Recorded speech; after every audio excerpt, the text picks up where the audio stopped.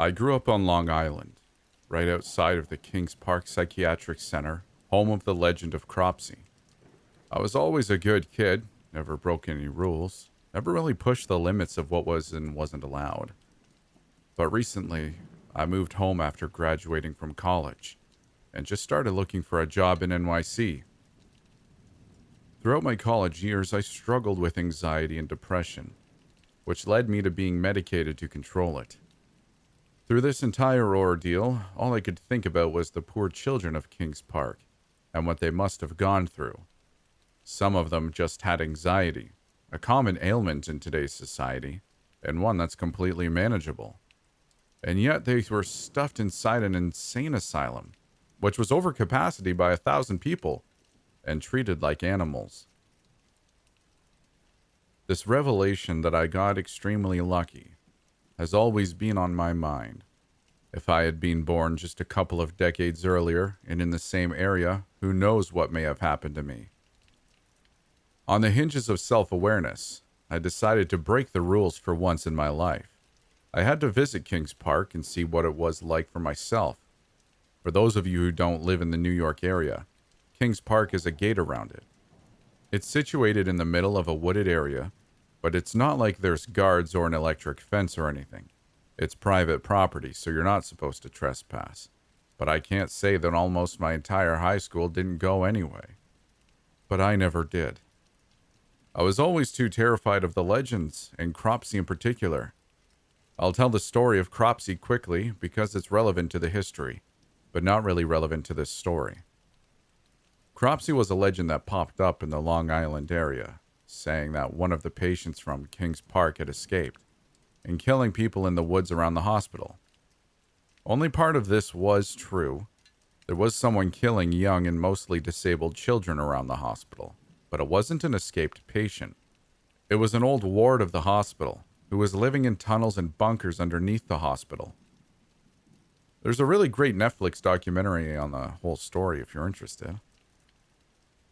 Since the legend of Cropsey turned out to be based on truth, I decided this was something I just didn't want to mess with. Kings Park would just be another broken down building in the area whose memory would pop into my head at weird times. This all changed after college and my diagnosis, though. I know I wasn't diagnosed with anything heavy, but I still felt a sense of responsibility, or the camaraderie of a sort, and had to see what they experienced. So one night around 7:30 p.m., I headed over towards Kings Park with a flashlight, a backpack, and a water bottle. I figured I wasn't going to need anything else, but I did have a small hunting knife with me in my pocket, just in case. I got to the broken down foundations of the psychiatric hospital that tortured so many innocent children, and I couldn't find the strength to do anything more than just stare up at the walls. This thing is truly massive. If you haven't seen it, it's got about 15 floors and it just goes straight up. I decided I had to push myself into the uncomfortable, and I found a window on the ground floor that was open and climbed in. I will say in hindsight that it was stupid of me to go alone, but I had to do this for myself. It was something that I was conquering, or so I thought in my head. As I wandered aimlessly around the corridors, looking at all the graffiti on the walls, seeing the broken down bed frames with rusted metal and fingernail claw marks on what's left of the doors, I got real chills. For some reason, I felt particularly drawn to the third floor. I really can't explain what it was, but my feet just moved on their own towards this one spot on the third floor of the abandoned hospital. There really wasn't anything special about it. It was just a hallway outside of a couple rooms near a communal bathroom. But since I was there, I looked around. I smelled the stale musk of the abandoned building and scanned the exposed brick with my eyes. As I was looking through the shattered drywall to the exposed brick beyond, I caught a glimpse of a spot that was just slightly darker than the rest of the brick and mortar. Intrigued, I moved closer and shined my flashlight right onto the dark spot. With a little poking, prodding, and removal of even more drywall, I was able to fish it free. A small, string-bound diary, made entirely out of loose-leaf paper, There wasn't a cover, so to speak, so it was able to be folded up nice and neatly and tucked away into an empty brick space behind the wall. My curiosity was thoroughly piqued, but I wasn't dumb enough to start reading right then and there. It was dark, and I was still inside a supposedly haunted asylum. I took one last look around the place, made peace with myself and the patience of the building, and went home. As soon as I got home and took a shower to rinse off whatever was left of Kings Park, I opened up my backpack to retrieve the diary. It seems to be the diary of a young girl who was put in the hospital back when it was in operation. I figured I'd write down the first entry here, and I'll share the remainder in the next couple days. April 24th, 1918. It is my first day here. Mama told me to keep track of the days and who I am so I don't forget. I am Florence Blackwell, and I am 10. Mama and Daddy made me come here to the hospital to get better. They said I was sick, and that's why I wet the bed at night. Daddy said that once I get better, the other girls in town will want to play with me. Mama was sad when she dropped me off. She had tears in her eyes like she was going to cry. But I told her, "Don't be sad, Mama. I'm going to get better for you."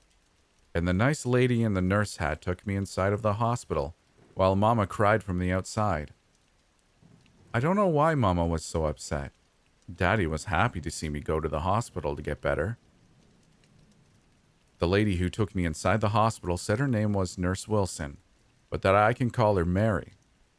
Mama and Daddy always told me to never call an adult by their real names, but I think I can call her Mary. She's nice to me, not like that doctor. I don't remember his name, but that doctor was not nice. Mary brought me into a big white room in the hospital and asked me to take off all my clothes so I can put on a big white gown and the doctor can take a look at me. Mary helped me out of my dress that Mama made me and stand in the middle of the white room with a vent on the floor. Then Mary left and the doctor man came in. Or at least I think he was a doctor. He told me to stand with my arms out just like a starfish and to close my eyes and hold my breath. Then he took out a giant hose and sprayed the water directly at me. I fell backwards onto the floor from how heavy that water was.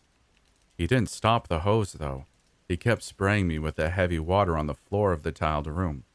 And he didn't stop until I was crying and shivering from the cold water. The doctor man stopped the hose and told me to get up. He put a white gown on the floor in the puddles of water and told me to wear it. I put on the white gown and Mary came back in. I cried to her, and she just pet my head and let me cry. Mary brought me to my room where I'm going to get better in the hospital. It had one bed, and there were two other girls in the room already. They were both sleeping when I walked in, so I didn't get to say hi to them.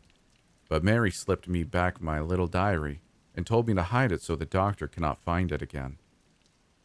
I was so tired I fell asleep next to the other two girls, but I didn't sleep for long. In the middle of the night, I opened my eyes to see one of the other girls about 3 inches from my face, just staring at me while I was sleeping. She looked at me with really big eyes and a big smile on her face, and when she saw me looking at her, she turned her head to the right like a puppy and said, "It's time."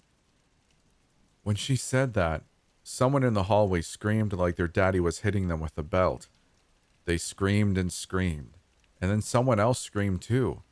And then the entire floor of kids were all screaming as loud as they could. I don't know how I'm supposed to get better when all these kids scream in the night. I hope they aren't hurt, but I also need to get better so I can go home to Mama. Mama said to write every day and remember who I am. So that's what I will do. After I read the first diary entry, scribbled in a child's handwriting on a piece of loose leaf, I was spooked to say the least. I was actually holding a relic from a condemned insane asylum dating back all the way to 1918. I immediately ran to my computer. Surely there must be some kind of record of these patients put into care at Kings Park. I know it was a hospital where patients were tortured and even killed, but there should be at least some semblance of record keeping. While I could find articles labeled Kings Park patient records, I couldn't find an actual list of everyone who was under care there.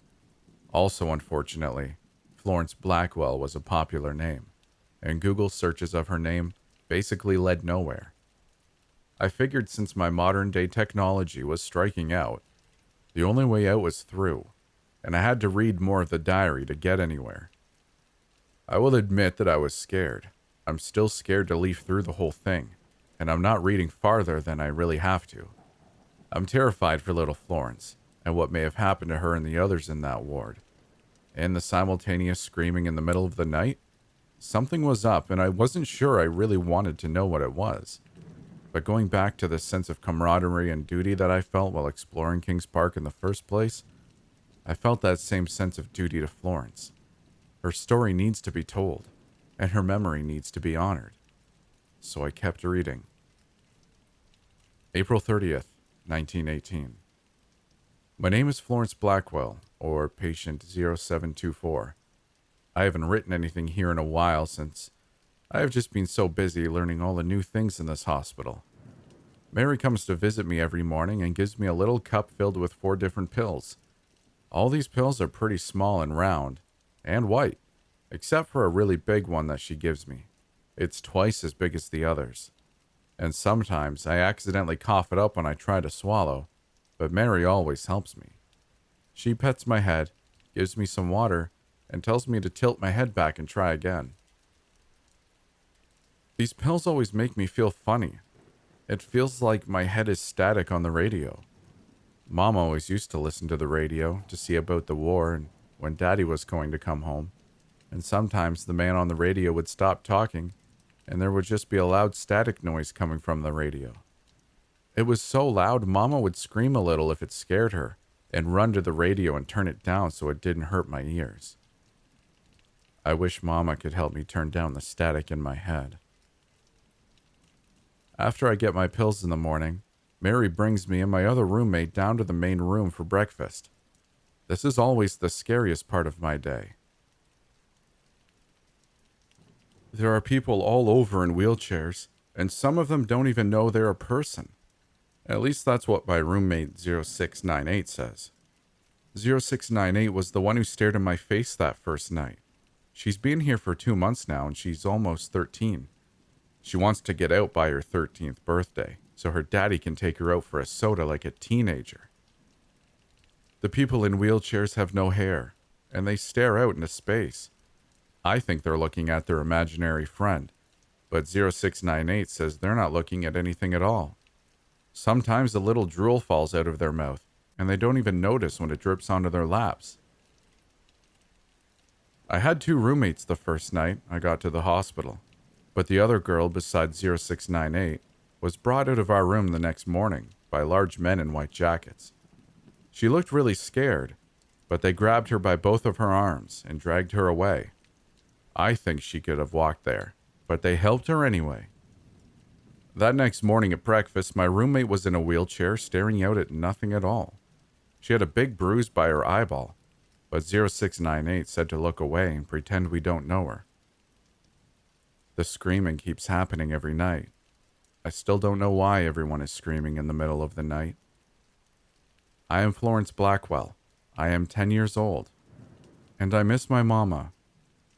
I'm going to keep writing my name so I don't forget it, since no one calls me that anymore. May 3rd, 1918.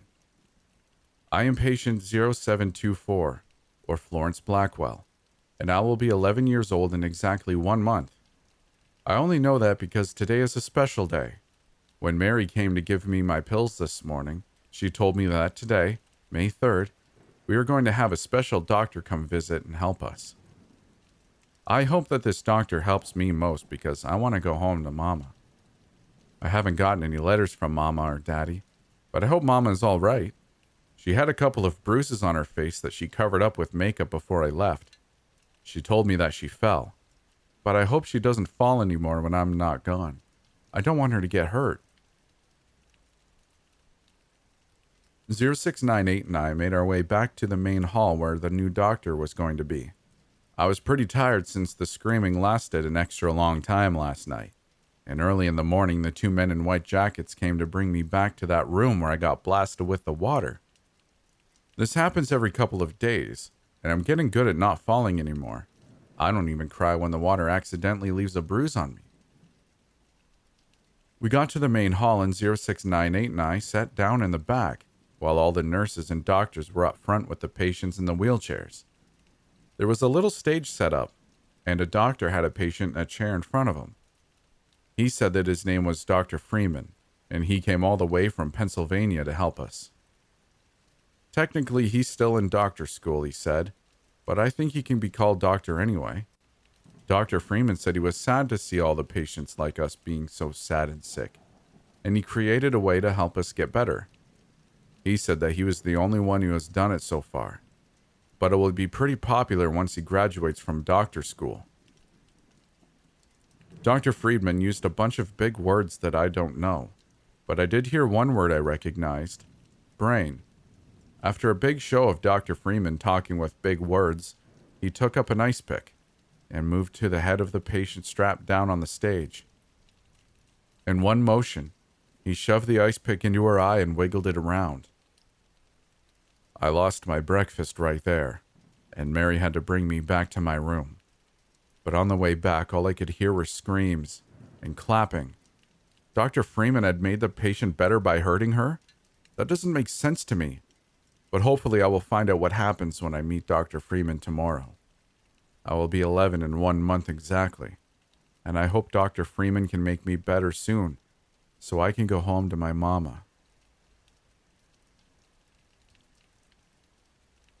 After reading about Florence's latest entries, I was chilled to my core.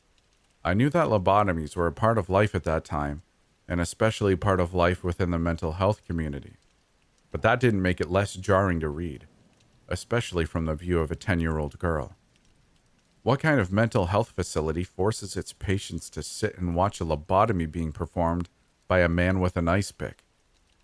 This man was literally injuring people permanently for the rest of their lives, and everyone thought it was great because it turns patients into a less violent type of patient. I decided to do a little bit of research on the history of lobotomies, and it looks like the procedure wasn't even normalized until a couple years later, which means this entire situation was completely experimental. This man didn't have a medical license and didn't have a clue what he was doing. He was essentially just sticking a large object into someone's eye socket and wiggling it around until the connections between the prefrontal lobe were severed. The more that I thought about the procedure being done in front of an audience, the more I wanted to lose my lunch. Before reading any further, though, I wanted to do a little more research into who Florence was, and if we know who she was at all.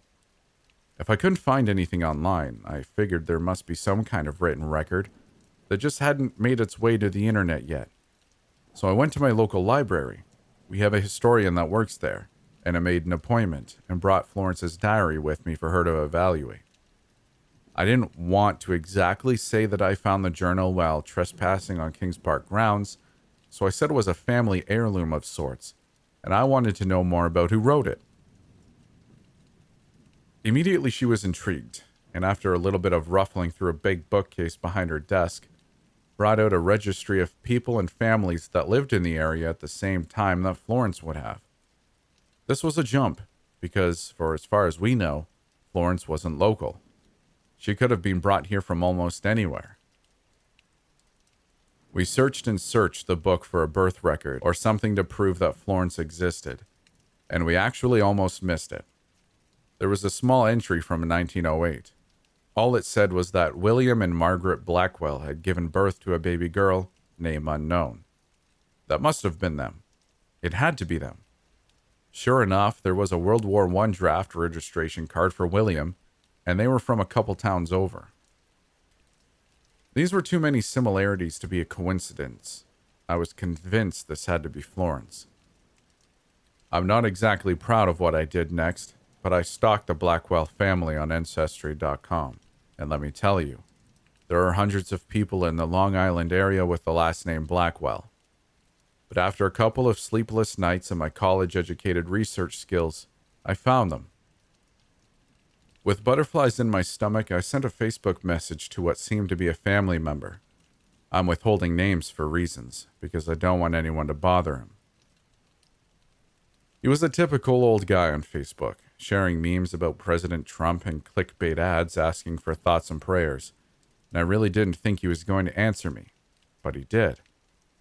William and Margaret were his great-grandparents, and their daughter, Eleanor, was his grandmother. She was born in 1919 and apparently had a hard life. Her father was an abusive drunk who came home with shell shock after the Great War. Her mother was too submissive to say anything and took the brunt of his anger to protect her daughter. Eleanor grew up thinking she was the oldest and only in her family, but on her mother's deathbed in 1929, when Eleanor was only 10, she confessed that Eleanor wasn't the oldest. There was a daughter before her, one with a physical deformity that William had taken most of his anger out on. This physical deformity actually makes a lot of sense in the context of the next entry she had written. She used to wet the bed, and William couldn't stand to look her in the face. Eventually, he tucked her away at a mental hospital, and that's all she knew. Margaret had never seen her daughter again. While that was a lot of information to share with a stranger through Facebook, I think it was probably information that this man wanted to get off his chest. Imagine a family secret like that just burning a hole inside your memory. I offered to let him see the diary once I was done doing some research and figuring out what happened, and he agreed, because he also wanted to know exactly what happened to Florence, and figured with me being a good bit younger, I knew my way around a computer and the internet. So I decided to keep plugging along and sharing Florence's story. May 4th, 1918. I met Dr. Freeman today. He kept poking at my face. Usually that makes me mad. Daddy used to poke my face and try to make it look normal, he said. But I didn't mind when Dr. Freeman did it. He was a doctor after all. Maybe he really could make me look normal so that I'd be pretty like Mama. He asked me a whole bunch of questions, like did I ever get mad or did I ever hit my mama or daddy? I said of course not. I wouldn't hurt my mama, but I think he thought I was lying. He kept writing a bunch of stuff down on his notepad. He writes way faster than me, but probably because he's an adult and knows a lot of stuff. Dr. Freeman kept asking if I had a pet, and I told him about my bunny and how she had to run away to be with her other bunny friends. But Dr. Freeman didn't seem happy about that and wrote more stuff on his pad. He asked me if I ever started fires, and I said of course not. There was a fire down the street from my house that killed a lot of people back when I was 9. Then he asked me about my wetting the bed. I told him that's why I was here. I had to fix my problem so that I could go home to Mama and Daddy won't be mad at me anymore. He said that he thought I wet the bed because I was just like some other very bad children he met at the other hospitals, and he had made them not to be violent anymore, and he could do the same to me. I don't think I'm violent, but if Dr. Freeman says it could happen, maybe it could happen. Maybe I could turn out to be like Daddy instead of Mama. I just want Dr. Freeman to make me better to go home to Mama. P.S. I am Florence, 0724.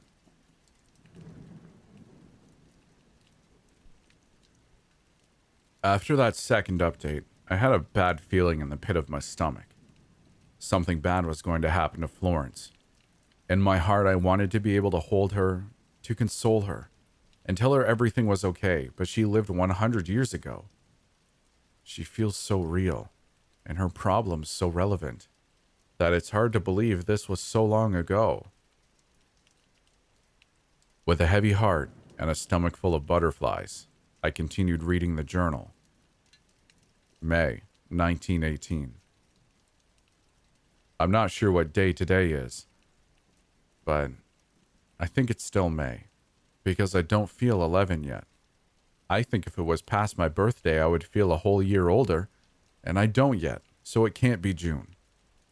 I've been really busy getting better lately. Mary comes in every morning to give me my pills, but lately she's got scratches on her arms, and when I asked her where they came from, she just told me to take my pills. I don't know if I feel better yet. but maybe it's because we're trying so many new things to help me. We do the water blasting every other day now, but we started a whole new thing to make me feel better. I don't wet the bed anymore, so I think I'm better, but Dr. Freeman says I'm not yet, so we keep doing this new thing. They take me into a big room with lots of machines and wires all over the place. In the middle of all these machines is a chair. They put me in the chair and strap my arms and legs in so I can't hurt myself. Then they put a headband on my head, and there's 2 little circles that go on either side of my forehead. I don't really like this part because it hurts, but they turn the machine on and the circles on my head start to hurt really bad. They do this a couple of times, and every time the circles hurt more and more. Sometimes I scream because it hurts, but most times I'm very brave. Usually when we're done, I take a wheelchair back because I'm just so sleepy, and I get bruises on my forehead. Mary doesn't like when I get this treatment. Her face goes all white, and she helps me into the bed with a pat on the head like she does.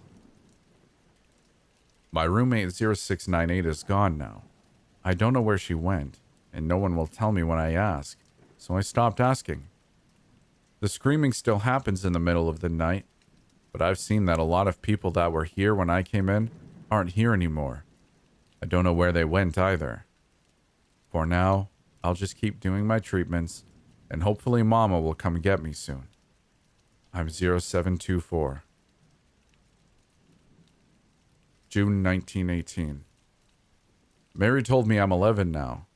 I don't know what day it is, but Mary said it's past my birthday, but I don't feel 11. I still feel 10, and I don't feel very much anymore. The painful circle treatment has been happening more and more, and I'm sleeping a lot after. Mary always comes in late at night to stroke my head and sometimes lays with me in my bed while I'm asleep and don't realize it, and I wake up with her next to me. Mary came into my room late tonight, after everything was dark, and told me she had a secret. She said I have to write everything down in my diary and hide it, so no one can find out what we did. She said that we have to go and leave really soon. I don't know how I can leave. I'm so tired all the time. But she said we have to because Dr. Freeman is going to put an ice pick inside my eye just like that day on the stage. That scared me because she screamed really loud, and I don't want to hurt any more than the circle treatment. She said she doesn't want me to get the ice pick, so we have to leave. That she's going to take me far, far away. But I have to pick a new name so that no one knows who I was here at the hospital. I can't remember my full name, but I think I'm going to pick Margaret. I don't know why, but that's a pretty name. Mary said we're going to go real soon, so I have to go to sleep to get enough rest to go far away. P.S. I'm sorry I forgot my name, Mama. June 12th, 1918. My name is Mary Baker, and I am a nurse at Kings Park Psychiatric Hospital. I felt the need to complete 0724's diary, so that whoever finds this can get a complete picture of the horrors that were done here. There was nothing mentally wrong with 0724. I knew it, and the doctors knew it, but her parents dropped her off here, and we had to treat her like any other patient. That is until Freeman came along. He said that 0724 was some sort of psychopath and needed to be dealt with. That's when he started to increase the frequency of the hydrotherapy and even threw in electroshock therapy. That poor little girl doesn't know what is happening to her, but she is the most brave girl I have ever met in my 4 years working at this dreadful place. I know that 4 years is a long time, but let me tell you, whoever finds this diary, what I did to help the patients here. Every night I would take a look at the list of patients to undergo the terrible therapy that Freeman calls a lobotomy. It's monstrous if you ask me. I will look at which patient was next to receive that treatment and quietly slip into their room and kill them. Make it look like an accident so no one suspected me, and silently save them from becoming a pawn in their game. The patients call me an angel, since I come every night around the same time, and they've actually begun to scream when they see me walk in the hallways. But no one has investigated because all these kids are just crazy. I had to face the facts, though. Death is preferable to living in a vegetative state, which is what most of them become. And when I realized that 0724 was next on the list, I couldn't bring myself to do it. I decided we're going to escape. Her parents obviously don't care about her, and I do. I'm taking her away and we'll live off the grid, change our names, move far away, and no one will ever know. No one will ever miss us.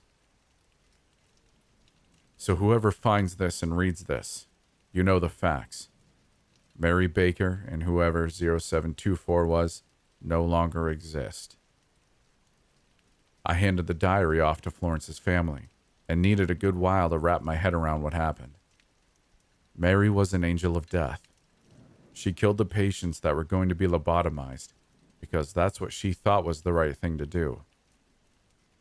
She left this journal for someone to find so that she can make amends with what she did. She couldn't keep it bottled up inside and couldn't just stop and leave without saving Florence. So she just left and took Florence with her. I hope to God that Florence was safe and able to live out a happy childhood. But with Mary, I just don't know.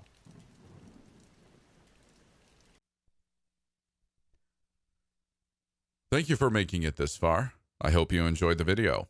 I just wanted to quickly let you know about a couple things I have going on. I have an Instagram where I post more personal things about who I am.